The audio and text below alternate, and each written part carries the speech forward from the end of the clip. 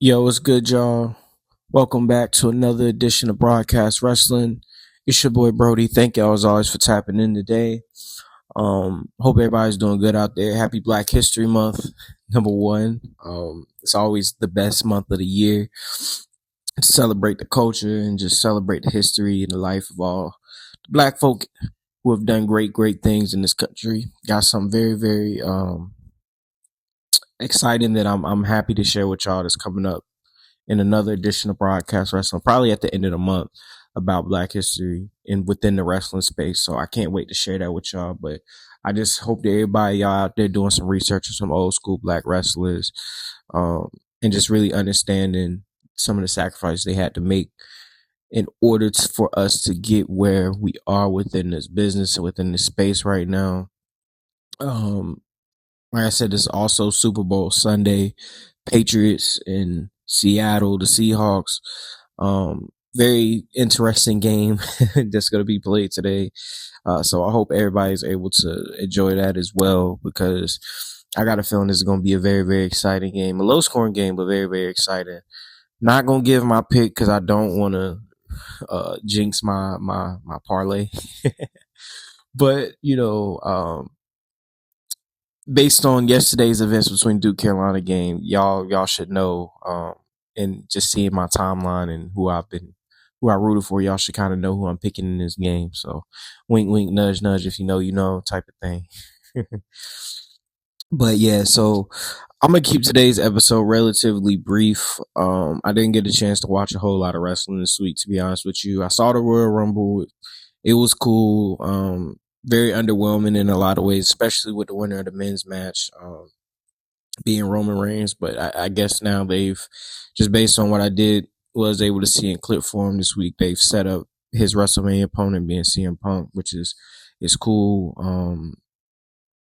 But yeah, there wasn't a lot of wrestling that I watched this week, but there was a news story that I was able to kind of tag along and kind of follow a little bit that caught my interest this week. And it is regarding a Black wrestler, ironically, to what I was saying earlier. And that Black wrestler is Ricochet, who has, over the last couple of years, made some very interesting comments just about his run in WWE, his time there, and just kind of his experience and how he felt about it. But this week things kind of hit ahead, because not only did he talk about himself in this interview, but he went on to go on Twitter/X and bring in other people into the conversation. And so I just want to go through this news article here about this situation, because like I said, I found it very interesting, just because to me, Ricochet is one of those people where I think people knew who he was before he entered the WWE space, just by, seeing some of the moves and things that he did. And I'm not even talking about the internet wrestling community. I'm talking more of like the casual type fan.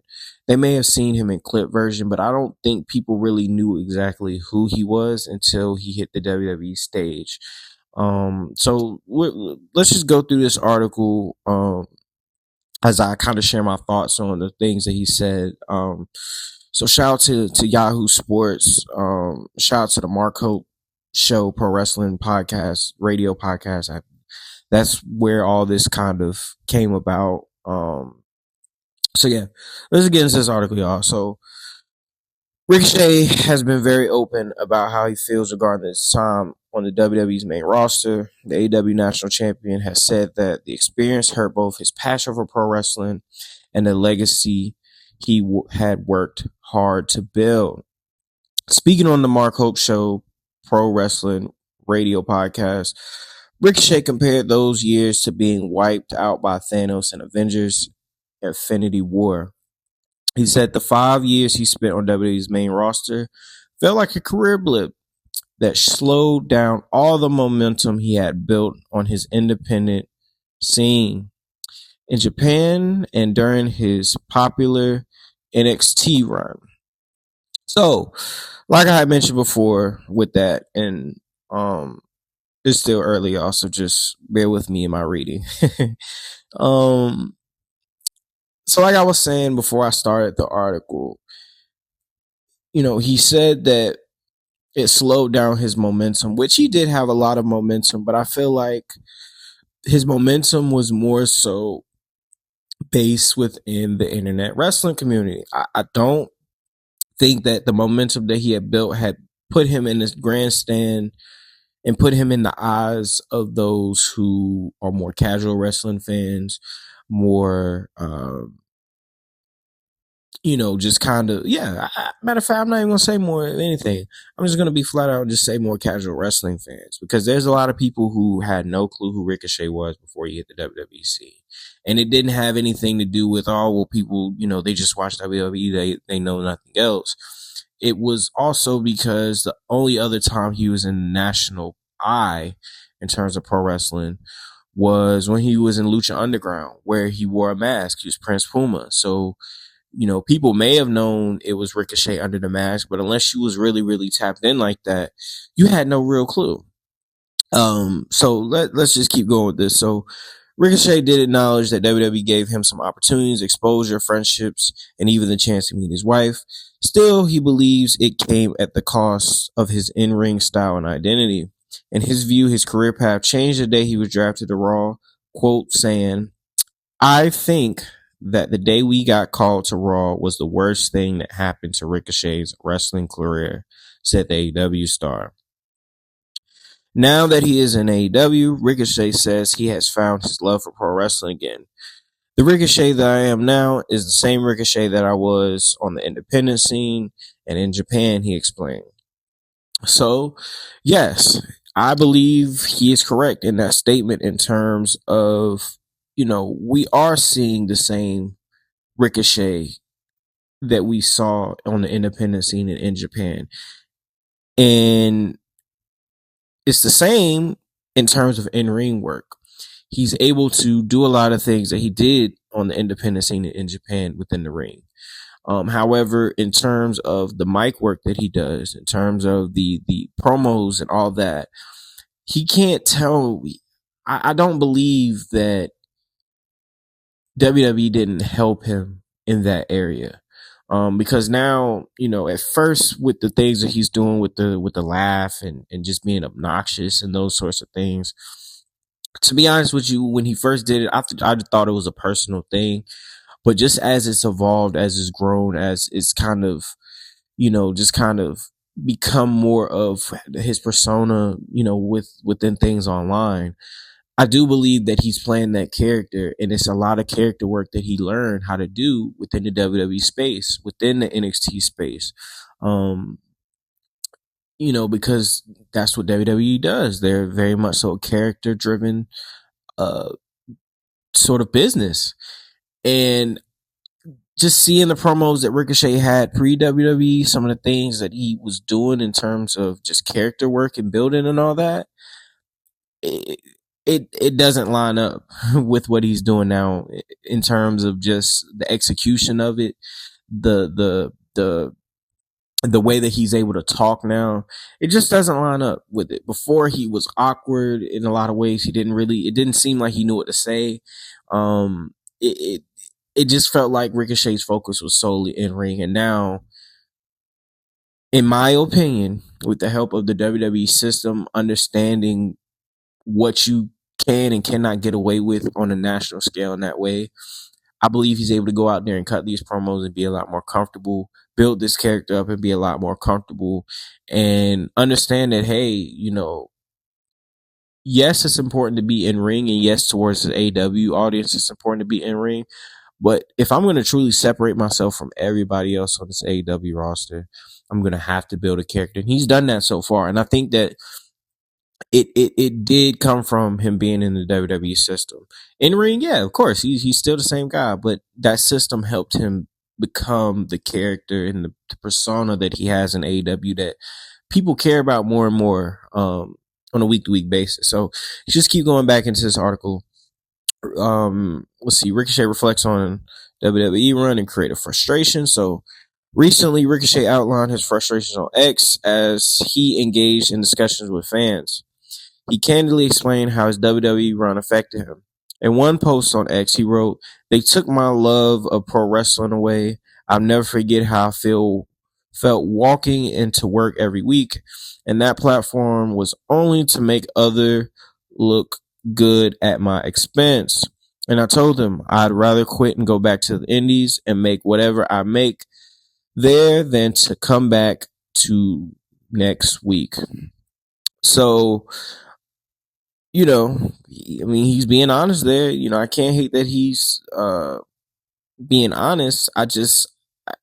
To me, I just feel like he had expectations of something that was never going to be there in terms of going into that WWE system and it just being about wrestling, wrestling, wrestling, because that's never what they've been about.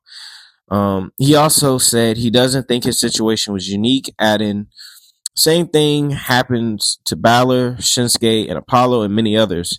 WWE kills legacies and love of the sport. It's what they do best." And in some ways, I do agree with that. Look at a Finn Balor. He was, this indie, in Japan, he was a darling. Same thing with Shinsuke Nakamura, Apollo Crews when he was Uhaa Nation on the indies. And there's countless others who fit in the same category. I do believe that he's right in terms of it killing legacies in ring. However, with all of them, there's certain levels of exposure that they all have gained from being in the WWE system. And I do believe if there's ever a time that they do go back out on the indies, they're going to have the same benefit that Ricochet had, where the character aspect, the promo aspect of it, is going to be a lot better, and it's going to come across a lot better than a lot of their peers within the system, the indie system that they're in, or even in the AEW system that they're in. I just think we haven't been able to see the fruits of that yet, but I do believe that there will be a time, especially with Finn Balor and Apollo Crews, specifically those two. I do believe whenever they do step back out of that WWE system, we're going to see very early on the differences between the two. And a lot of people are going to just kind of just say, "Oh, well, they've been great from the whole time." But no. I do believe that there are things that we're going to see that are going to make them different, and they're going to make them stand out compared to the rest. Because in ring wise, so many people's styles blend in together. They kind of do a lot of the similar things, especially within AEW. They do a lot of the similar things. They try to have a lot of the similar type matches. But the thing that will truly separate a lot of people within the indie space, the Japanese space, the AEW space, is their ability to talk and build up a persona and a character that makes them different than everybody else. So just, keep going with this. When a user asked him why the situation has been different for other WWE superstars like Sami Zayn and Kevin Owens, Ricochet sparked a debate among fans by comparing legacies, replying, "I'd argue El Generico has a better legacy than Sami Zayn." He also shared his opinion about mid-card titles like the WWE Intercontinental title, United States title. The AEW star asserted that they haven't meant much for a while, including during his own reigns. Quote, they haven't for a while. Even when I was IC US champ, they meant nothing," he wrote. Ricochet also mentioned that many fans discovered him at a time when his talents and legacy were being taken advantage of by WWE, which didn't care for him. He also claimed that he has made many more fans after he joined AEW. And that's the end of the article there. So, yeah, for me personally, when it comes to Sami Zayn, when it comes to Kevin Owens, like I said, I just think that Ricochet is overselling how popular and how well known these guys were to a national stage of wrestling fans. I believe that people may know who they are in clips, they may see videos and highlights of them, but they might not necessarily know their name. They might not necessarily know their background, their history, or anything like that. And to me, I just feel that although his heart is in the right place, and in some ways he's correct. I think in ring wise, I think a lot of the people that he mentioned, matter of fact, not even a lot, all the people that he mentioned had a better legacy on the indie scene before they ever got to WWE. But like I said within this podcast episode, the one thing that WWE does bring is exposure to a different audience, the ability to develop a character persona, understanding how to do that, understanding how to maximize yourself on the microphone so you don't have to maximize yourself constantly in ring and just destroy your body. I mean, he wants to talk about people's legacies and things like that. Yeah, having that in-ring legacy, being known as an in-ring talent, being known as someone who puts on great matches is always a great thing. I think it's something that will always make you be remembered in clip form. However, it destroys your body. I mean, look at Kevin Owens. Kevin Owens, has neck problems that have taken him out for a year. I'm sure Sami Zayn has a lot of injuries. I'm sure Ricochet had a lot of injuries and so forth and so on. And Finn Balor, the same thing. Shinsuke Nakamura, I mean, he looks like he can barely move sometimes. I just think that oftentimes with certain wrestlers who come from certain spaces, who gain their notoriety in certain spaces, I think they focus so much on the in-ring stuff and they want to put on these grueling matches and just do a lot of things in ring, which I understand. Wrestling, that's the sport of it. The whole premise of it is to do good things within the ring. However, to me, it's just one of those things where for your first 5 to 10 years within the sport, within the business, those things are great. You want to establish yourself in that way. But after a while, you're destroying your body, you're destroying yourself. And long term, how viable is it? How long are you going to be around? Look at someone like Kenny Omega. Like, Kenny Omega absolutely destroyed his body putting on these classic clinic matches, and now he's feeling every single bit of it. Will Ospreay, the same thing, destroyed his body putting on all these matches that are considered classics, but he has physical health problems. Even going over to Japan, like someone like Tanahashi, who just recently retired, he destroyed his body for years. And now you go and look at him and he can barely walk. It's cool I understand the risk and the aspect of being in pro wrestling and the fact that you're going to get hurt is going to do that. But are you going to be comfortable living your life like that for the rest of your life, being, destroying your body in that way, barely being able to move in that way, just because you want to have a 5-star match every single night? I don't know. I feel like it's too much of a slippery slope. I think it's just too much of a slippery slope, to be honest with you. And like I said, I think Ricochet, his heart is in the right place. I do believe he's right in some aspects of what he said in terms of, hey, I was on this run on the indie scene. I was on this run in Japan, and I went to WWE, and I just feel like I'm not looked at the same way anymore. And I can respect that. That's his opinion. That's what he thinks. I can respect that opinion. However, I just feel as if now he's reaping some of the benefits that he had from being in WWE. And I think it's just subtle things that he might not even think about. He might not even realize, but it's there. And I just also think that for him right now, he should just focus on being in AEW, just growing in AEW, becoming the top star in AEW that he sees himself being. He is the AEW national champion right now. So, he is looked at as someone who is a star within that company, but that doesn't mean that he's a top star yet. That doesn't mean that he's going to be AEW champion. That doesn't mean anything at this point. Right now, to me, Ricochet just needs to focus on continuing to grow what he's started to build already, because he's got it out the mud in terms of AEW, building a persona, coming in and saying, you know what, I don't want to be a good guy here. I want to be a heel, really just developing his mic work over time. Yes, sure, it sounds obnoxious. Yes, sure, it may sound weird at times. Yes, sure, it may seem kind of hokey at times.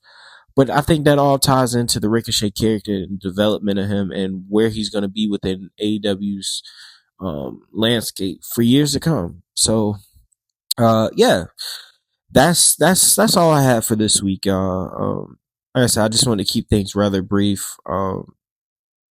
Because yeah, I just didn't get a chance to watch a whole lot of wrestling this week. But this article and this topic really caught my mind because I do believe that it's something that we see oftentimes from a lot of AEW guys. Excuse me, I think Tommaso jeez, I was about to butcher his name.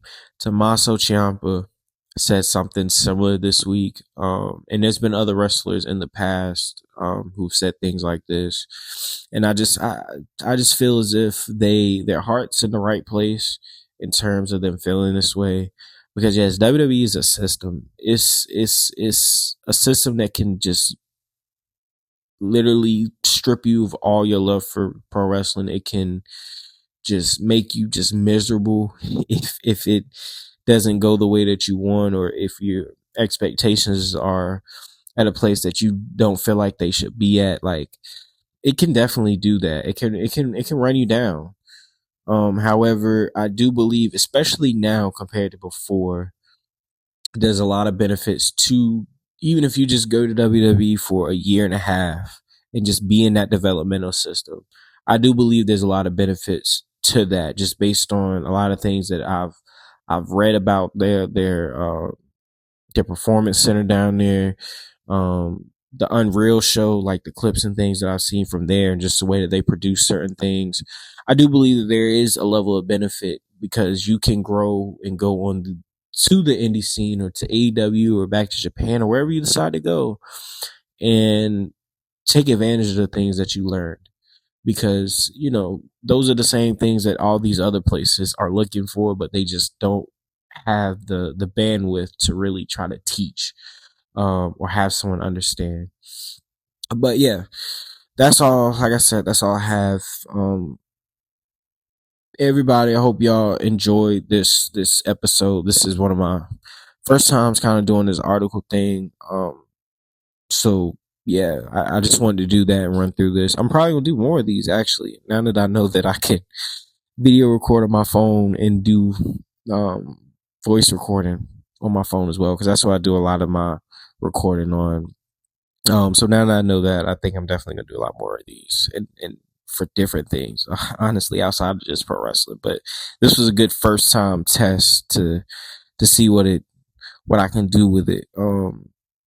But yeah, anyway, y'all, I hope y'all enjoy the Super Bowl. I hope y'all enjoy y'all Sunday, y'all's week. Y'all have a good week. Please be sure to like, share, subscribe, do all the fun things that I always ask for y'all to do. Yeah, that's all I got this week, y'all. So anyway, it's been your boy Brody. Thank y'all as always for tapping in, and I'll see y'all next week for Brodcast Wrestling 10. Y'all be safe out there. Love. Have a good week. Peace.